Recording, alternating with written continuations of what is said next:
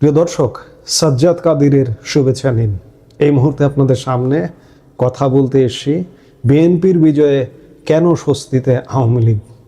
12 তারিখ বাংলাদেশের ত্রয়োদশ জাতীয় সংসদ নির্বাচন, হাজারো বিতর্ক বা যেভাবেই হোক নির্বাচনটি হয়ে গেছে। আজকে 15 তারিখ, ইতিমধ্যেই কয়েকদিন হয়ে গেছে। এর মধ্যে আওয়ামী লীগের শিবিরে বা আওয়ামী লীগে যদি আপনি একটু খোঁজ নেন, সারা বাংলাদেশে একটু 1.5 বছর আগের যে অস্বস্তির একটা ব্যাপার ছিল, একটু স্বস্তির নিঃশ্বাস ফেলছে মানুষ। কেন ফেলছে? কোনো অস্বস্তির কারণ কি কোথাও ঘটেছে গত কয়েকদিনে? আমি অন্তত পক্ষে শুনিনি। এবং আরও অস্বস্তির কারণ না ঘটার কারণগুলো কি, আমরা এর গভীরে এই ভিডিওতে ঢুকবার চেষ্টা করব। বাংলাদেশের রাজনীতিতে এখন এক অদ্ভুত সময় চলছে। অনেকেই প্রশ্ন করছেন, আওয়ামী লীগ কেন মাঠ ছেড়ে দিল? কেন বিএনপির উত্থানে ও দলের ভেতর এক ধরনের নীরব স্বস্তি কাজ করছে? বর্তমান অন্তর্বর্তীকালীন সরকার, জামাত কিংবা বিএনপি, এরা কি আসলেই আলাদা কোনো শক্তি, নাকি একই সুতোয় গাঁথা মার্কিন গ্র্যান্ড চেসবোর্ড ডিপ্লোমেসির দাবার গুটি? আজকের ভিডিওতে আমরা কোনো ইমোশন দিয়ে নয়, বরং ভূ রাজনীতির গভীর থেকে বিশ্লেষণ করব কেন আওয়ামী লীগ দেশ ও মানুষের বৃহত্তর স্বার্থে বর্তমান বিপর্যয়কে মেনে নিয়েছে। কেন শেখ হাসিনা আসলে কোনো দলের সাথে নয়, লড়ছেন এক বৈশ্বিক শয়তানবাদী নীল নকশার বিরুদ্ধে, যারা বাংলাদেশকে পরবর্তী ইউক্রেন বা আফগানিস্তান কিংবা ইরান বানাতে চায়। আমাদের বুঝতে হবে গ্র্যান্ড চেসবোর্ড কি। পশ্চিমা শক্তিগুলো যখন কোনো অঞ্চল দখল করতে চায় বা অস্থিতিশীল করতে চায়, তখন তারা সরাসরি যুদ্ধ না করে স্থানীয় কিছু কেনা গোলাম তৈরি করে। আপনারা লক্ষ্য করে থাকবেন, বর্তমানের অন্তর্বর্তীকালীন সরকার থেকে শুরু করে বিএনপি, জামাত, সবার সুর কিন্তু একই সুরে বাঁধা ছিল। আমরা গত 1.5 বছর সেটি দেখেছি। এদের সবার ম্যানেজারের ভূমিকা পালন করেছে একটি নির্দিষ্ট বিদেশি গোয়েন্দা সংস্থা এবং নেপথ্যে রয়েছে পাকিস্তানি সামরিক প্রভাব। শেখ হাসিনা এবং আওয়ামী লীগ গত 15 বছরে যে উন্নয়ন ও স্থিতিশীলতা বজায় রেখেছিল, তা এই গ্র্যান্ড চেসবোর্ড মাস্টারদের মাথা ব্যথার কারণ হয়ে দাঁড়িয়েছিল। তারা চায় বাংলাদেশে এমন এক সরকার থাকুক যারা তাদের সামরিক ঘাঁটি করার অনুমতি দেবে এবং বঙ্গোপসাগরে তাদের আধিপত্য নিশ্চিত করবে। এই যে বাঙালি জাতীয়তাবাদ বিরোধী শক্তিগুলো আজ এক কাতারে দাঁড়িয়েছে, এটা কোনো কাকতালীয় ঘটনা নয়, এটা একটা সুদূর প্রসারী মাস্টার প্ল্যান। এখন প্রশ্ন উঠতে পারে, আওয়ামী লীগ কেন বিএনপির বিজয়ে খুশি হচ্ছে? উত্তরটা খুব সহজ কিন্তু গভীর। দেশকে চূড়ান্ত রাষ্ট্রধ্বংসী পরিকল্পনা থেকে বাঁচাতে পশ্চিমা মাস্টার প্ল্যানের সবচেয়ে বিপজ্জনক অংশটি ছিল বর্তমান সংবিধানকে বিলুপ্ত করা। আপনারা গত 1.5 বছরে অসংখ্যবার শুনেছেন সংবিধান পুনর্লিখন বা সংবিধান বাতিল করার কথা উঠেছে। এটা কেন?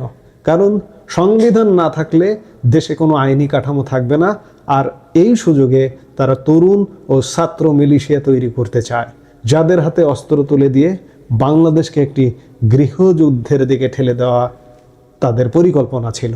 ঠিক যেভাবে ইউক্রেনের নিও নাৎসি বাহিনী বা মধ্যপ্রাচ্যে বিভিন্ন বিদ্রোহী গোষ্ঠী তৈরি করা হয়েছিল। আওয়ামী লীগ বুঝেছে, এই মুহূর্তে যদি জামাত বা কোনো চরমপন্থী শক্তি অথবা এই সিভিল মিলিটারি এক্সপেরিমেন্ট চলতে থাকে, তবে দেশ ধ্বংস হয়ে যাবে। তার চেয়ে বরং চেনা শত্রু বিএনপি ক্ষমতায় থাকা ভালো। কারণ বিএনপি অন্তত একটি রাজনৈতিক কাঠামোর মধ্যে কাজ করে। বিএনপি ক্ষমতায় থাকলে দেশের রাজনৈতিক সিস্টেমটি টিকে থাকে, যা আওয়ামী লীগকে আবার ফেরার পথ করে দেয়। অর্থাৎ বৃহত্তর বিপর্যয় রুখতে বিএনপিকে মেনে নেওয়া একটি সুচিন্তিত রাজনৈতিক চাল। অনেকেই বলছেন, কেন আওয়ামী লীগ লড়াই করলো না? মনে রাখবেন, আওয়ামী লীগ ক্ষমতায় থাকার রাজনীতি করে না, তারা দেশ রক্ষার রাজনীতি করে।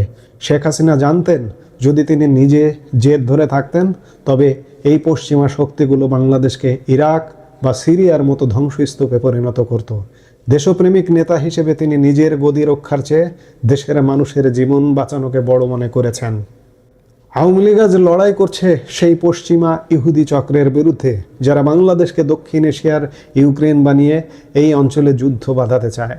আমরা দেখেছি ইউক্রেনের কি অবস্থা হয়েছে, দেশটি আজ ছায়ে পরিণত হয়েছে। আওয়ামী লীগ চায় না বাংলাদেশের সাধারণ মানুষ সেই আগুনের মুখে পড়ুক। তাই সাময়িকভাবে পিছিয়ে আসা মানে পরাজয় নয়, বরং দেশকে বাঁচানোর এক কৌশলগত ত্যাগ।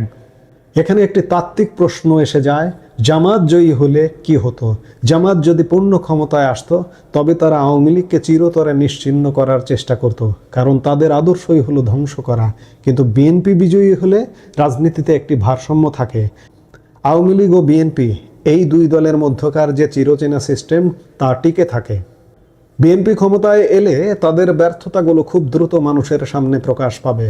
যখন দেশের মানুষ দেখবে যে উন্নয়নের চাকা থেমে গেছে এবং বিদেশি প্রভুদের হাতে দেশ বিক্রি হয়ে যাচ্ছে, তখন তারা আবার আওয়ামী লীগকেই খুঁজবে।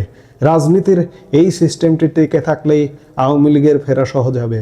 তাই বিএনপির বিজয়ে আওয়ামী লীগ হতাশ নয়, বরং কৌশলগতভাবে খুশি। পরিশেষে বলবো, বিএনপির বিজয়ে হতাশ হয়ে নিজ দলের বা নেতাদের সমালোচনা করবেন না, দেশের মানুষকে বিভ্রান্ত করবেন না। মনে রাখবেন, যারা এই দেশের জন্ম দিয়েছে তারা দেশ ধ্বংস হতে দেবে না। আওয়ামী লীগ ফিরে আসবেই, কারণ জনগণের নাড়ি চেনে এই দলটি। বৃহত্তর চিত্রটি বোঝার চেষ্টা করুন। আমরা এখন এক অন্ধকার সময়ের মধ্যে দিয়ে যাচ্ছি ঠিকই, কিন্তু এই অন্ধকার কেটে যাবে।